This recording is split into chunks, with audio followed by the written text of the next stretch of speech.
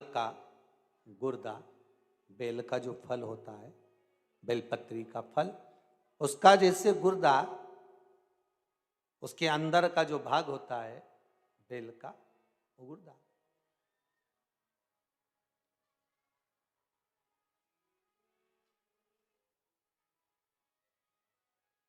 उसको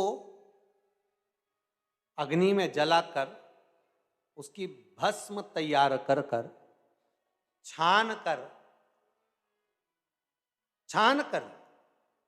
जब जब आपके यहां विद्वान ब्राह्मण शिव जी का अभिषेक कराते हैं, पूजन कराते हैं, तो उसमें लिखते हैं पूजन के साहित्य में बेलपत्री, धतूरा, दुर्वा, ये उसमें नीचे लिखेंगे भस्म।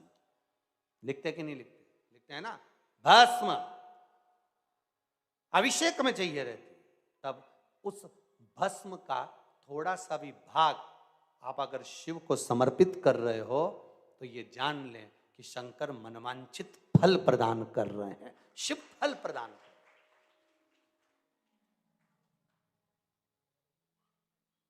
महाराज,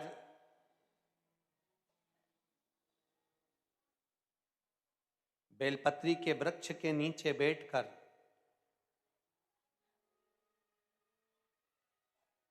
हाथ में एक बेलपत्र का पत्ता रखकर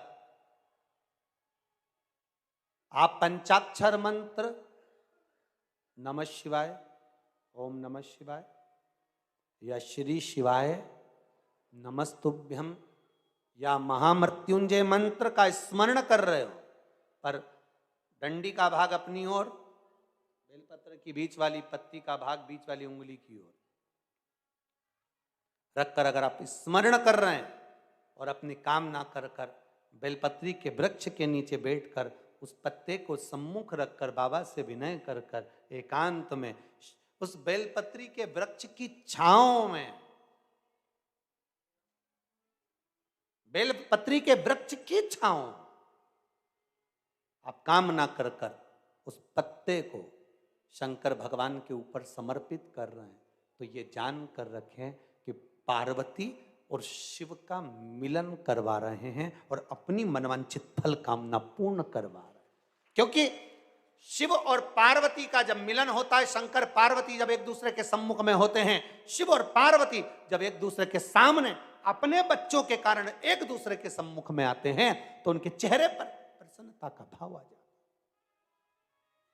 है। फल, मनवांछित फल की कामना आप जिस कामना के लिए कर रहे हैं, विवाह के लिए, नौकरी के लिए, सर्विस के लिए, व्यापार के लिए, रोग मुक्ति के लिए, आप जिस कामना से कर रहे हैं, बस उससे कह कर कभी सोमवार का दिन हो, क्योंकि शंकर जी को सोम प्रिय है, सोमवार का दिन, चंद्र का वार शिव जी को प्रिय है,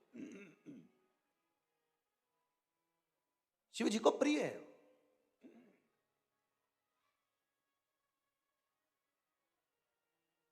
किसी ने पूछा, गुरुजी शिव जी की प्रियता चंद्र में? हाँ, क्योंकि चंद्र शीतल है, शंकर भगवान के कंठ पर विष है, शीतलता का भाव अच्छा लगता है।